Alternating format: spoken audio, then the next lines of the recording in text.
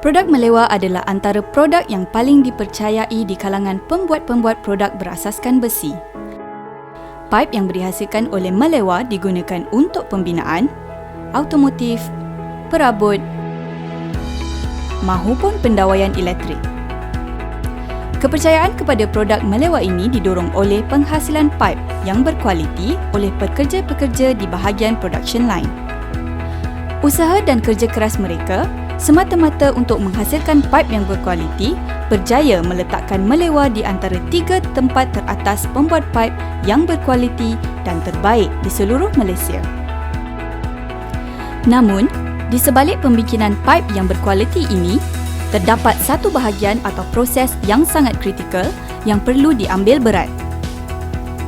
Proses yang dimaksudkan adalah high frequency welding. Tahukah anda bagaimana high frequency welding ini dijalankan? Paparan kali ini akan membongkarkan cara sesuatu paip yang berkualiti dihasilkan menggunakan proses high frequency welding.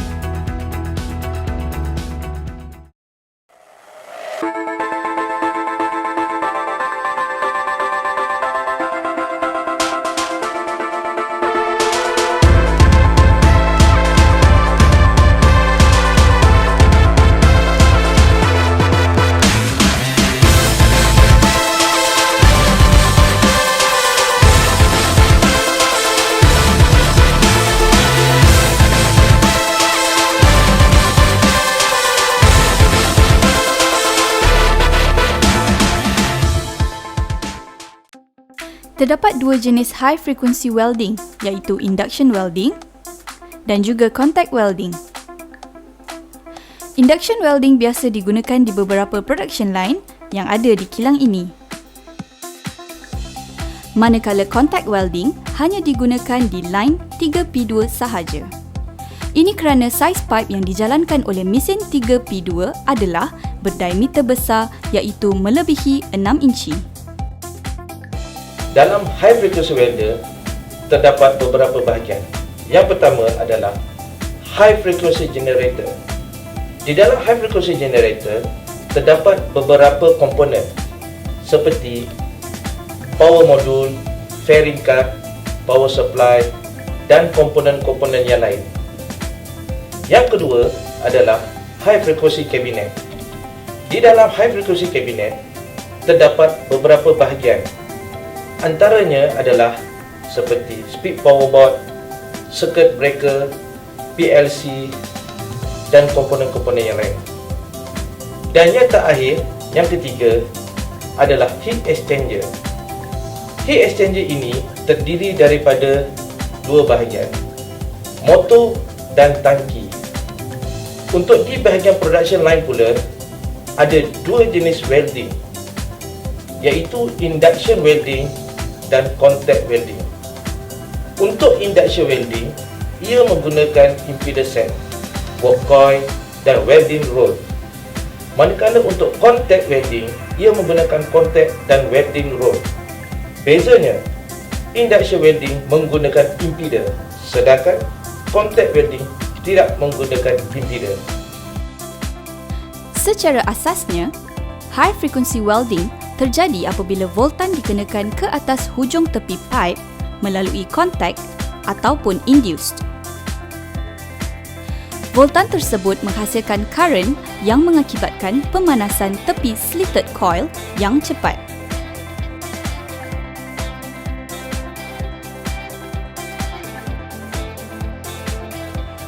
Arus positif dan negatif masing-masing mengalir di kedua-dua tepi slitted coil.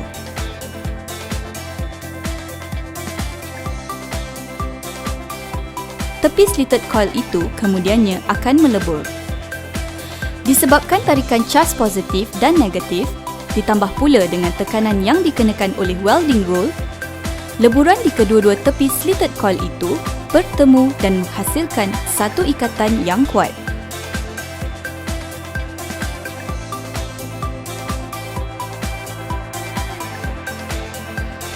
Kemudian, sisa welding di bahagian dalam pipe dipotong menggunakan inner bead cutter.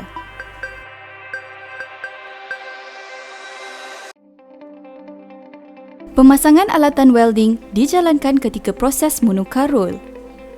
Pemasangan ini memerlukan penelitian yang tinggi agar hasil yang diperolehi mencapai standard yang telah ditetapkan. Pada production kali ini, line 2P4 akan menjalankan saiz pipe 65mm atau 2,5 inci. Untuk melakukan setting di bahagian welding, perkara pertama yang perlu dilakukan adalah memasang impeller set. Impeller set terdiri daripada beberapa bahagian iaitu coolant tube, impeller dan inner bead cutter. Coolant tube berfungsi untuk mengalirkan coolant. Coolant tersebut bertujuan untuk menyejukkan impeller, kerana impeller akan berpotensi untuk patah sekiranya terlalu panas. Impeller pula berfungsi untuk membantu pembakaran welding. Impeller dihasilkan daripada beberapa batang ferrite yang diikat bersama impeller set. Kemudian, batang ferrite tersebut dibalut menggunakan araldite. Inner bead cutter pula berfungsi untuk memotong sisa welding dalaman pipe. Ada sesetengah impeller set menggunakan ironing roll bagi menggantikan inner bead cutter. Ia bergantung kepada jenis pipe yang hendak dijalankan. Sebagai contoh, pipe alumnis. Impeller adalah berbeza bagi setiap saiz. Pemilihan impeller adalah penting bagi mengoptimumkan pembakaran welding yang akan dijalankan. Sebagai panduan, impeller yang dipilih perlulah mempunyai diameter yang lebih kecil daripada diameter dalaman pipe. Jarak di antara impeller dan pipe adalah di antara 5 hingga 10 mm. Pada production kali ini, impeller yang dipilih mempunyai diameter karbon sebanyak 50 mm. Bagi pipe yang kecil, impeller set tersebut tidak mempunyai inner bead cutter. Ini kerana terdapat ruang yang kecil. Tambahan pula, kebiasaannya, sisa welding dalaman bagi pipe kecil tidak perlu dipotong. Namun, ia bergantung kepada kehendak pelanggan. Bagi pipe yang melebihi 6 inci, ia menggunakan contact welding. Contact welding tidak mempunyai impeller. Ia hanya mempunyai inner bead cutter.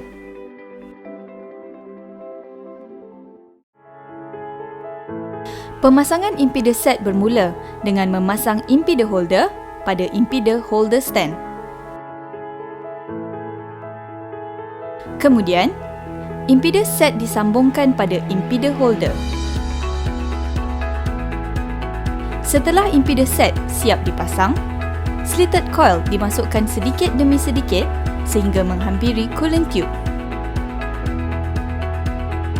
Kemudian, pipe coolant disambung pada impeller set.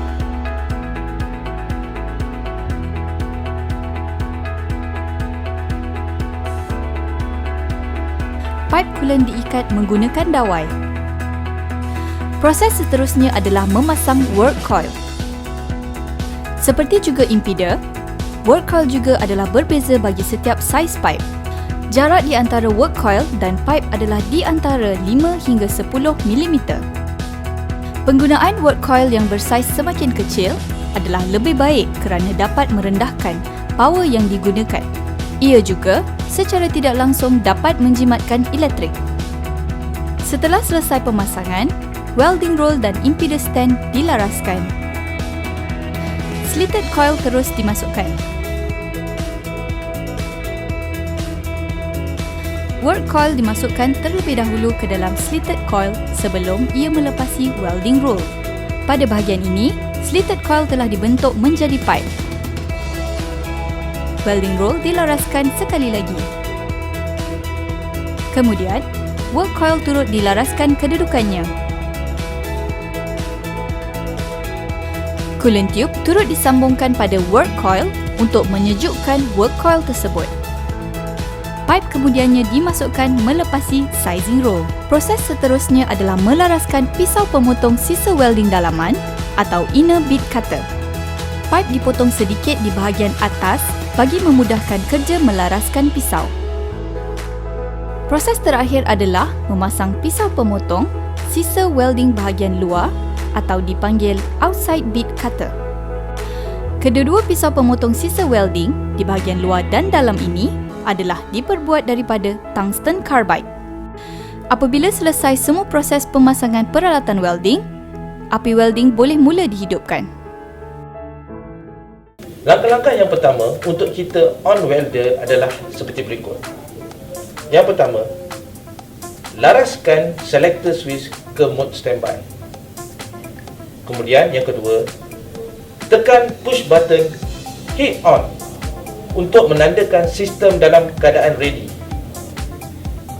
Yang ketiga, kita kena pastikan juga bahagian-bahagian lain seperti uncoiler, cut saw, accumulator dalam keadaan ready juga. Dan yang keempat, bila semua sudah dalam keadaan ready, seterusnya tekan button main run dan welder secara automatik akan on dan mesin mula beroperasi.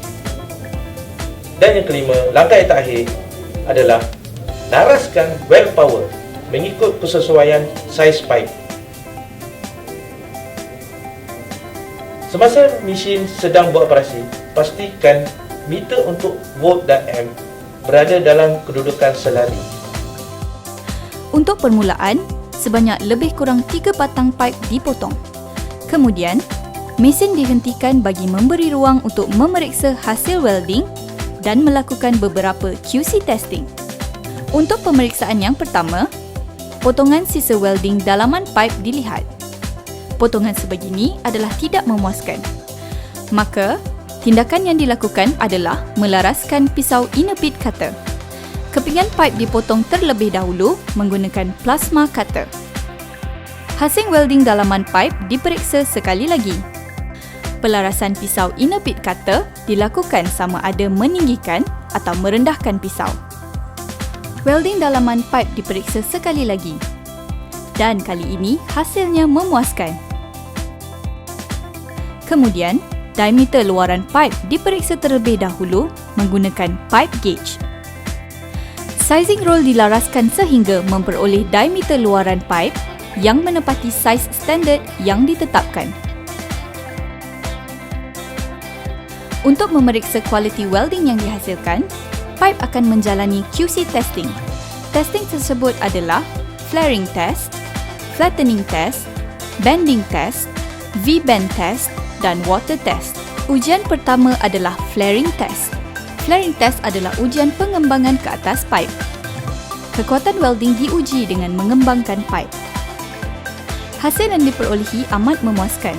Welding tidak mengalami sebarang retakan. Ujian seterusnya adalah flattening test. Pipe diletakkan melintang di bawah hydraulic press. Bahagian welding dihadapkan ke hadapan untuk melihat sebarang perubahan pada welding tersebut. Hasil yang diperolehi juga amat memuaskan. Ini bermakna, welding setting yang telah dilakukan adalah betul dan menepati standard yang telah ditetapkan. Ujian berikutnya adalah bending test. Bending test pula dijalankan ke atas pipe berdiameter 2 inci dan ke bawah. Oleh kerana saiz pipe yang dijalankan di 2P4 ini adalah 2,5 inci, maka bending test tidak dijalankan. Bending test dijalankan ke atas pipe kecil seperti pipe conduit. Bahagian welding dihadapkan ke bahagian luar. Hasil yang diperolehi juga amat memuaskan. Ujian berikutnya adalah V-bend test. V-bend test biasanya dijalankan ke atas pipe micro.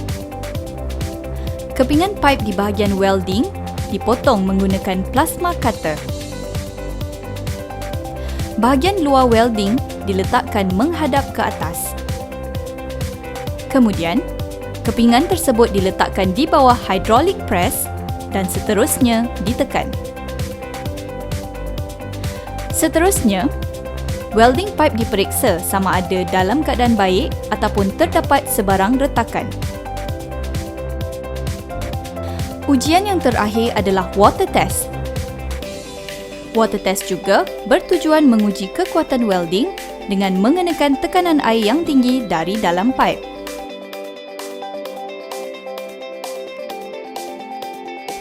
Jika mana-mana ujian didapati gagal atau welding tersebut retak, welding mesin hendaklah dilaraskan semula.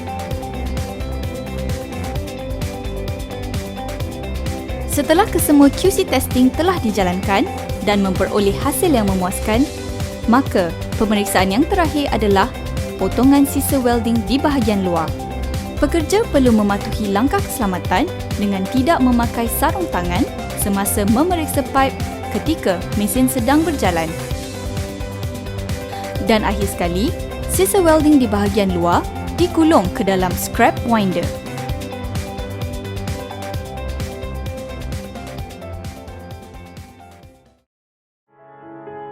High frequency welding, proses yang paling penting dan kritikal di antara proses-proses penghasilan pipe. Hasil kerja keras daripada pekerja-pekerja, pipe yang berkualiti jenama melewar berjaya dihasilkan. Produk ini menjadi kebanggaan bagi rakyat Malaysia umumnya dan warga melewar steel tube khasnya dalam menerajui industri besi tanah air.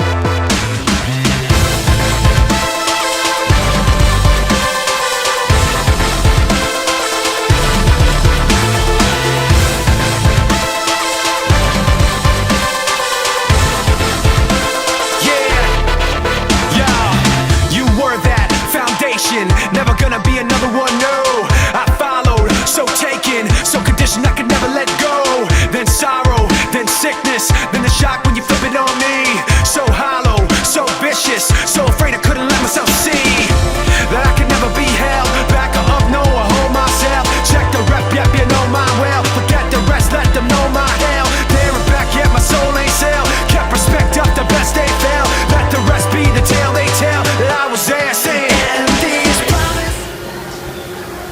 Untuk memeriksa kualiti welding yang dihasilkan, pipe akan menjalani QC testing. Testing tersebut adalah flaring test, flattening test,